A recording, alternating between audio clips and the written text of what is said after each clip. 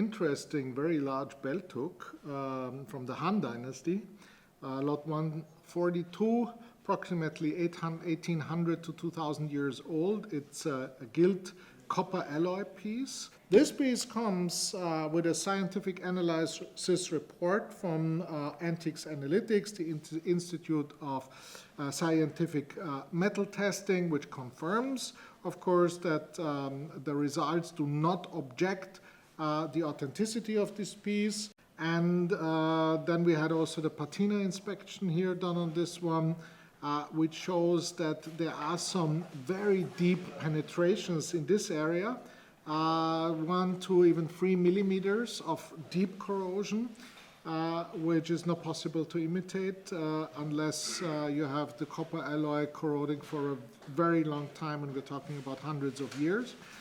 We also note a few other interesting things. One of them is that we have here a pretty steep loss, which is probably owed to some corrosion, which has an old composite fill. And the fill is the same that was used to stick in most of these glass pieces here that are all shattered and broken to pieces. Yeah? This tells us that this piece has been discovered probably 200-300 years ago, or maybe only 100-150, meaning late in the Guangzhou period or earlier. And why is that important is because when you find a piece like this, it will have a lot of corrosion, a lot of patina, a lot of soil, and the glass pieces will all fall out. And they will be shattered because of the pressure that is happening under the earth. So when you excavate, you have to grab all these pieces and put them back, and the composite that was used to fill this was also used to fill this area here. It's pretty consistent. Another thing we note here, besides the extensive patination in this area, is that there are scattered drops of gold that have resisted the patina. And the reason for that is that gold doesn't corrode at all. So some overflow here along the borders in very tiny drops is still presenting as new, whereas the corrosion has gone under the drops, and some of them have already split off, they're lost, yeah, and some have still resisted it. Yeah? Very consistent image of corroding below the actual gilt. Another thing is, when you wear this belt hook, and I'm getting up, it will be worn like this, and another pendant on the other side. Yeah?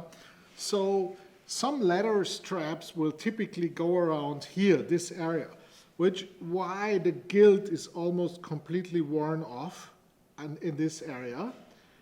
This tells us that the piece has not only been worn before it was actually buried, but possibly also after, which tells us that it was probably found maybe in the 18th or even in the 17th century.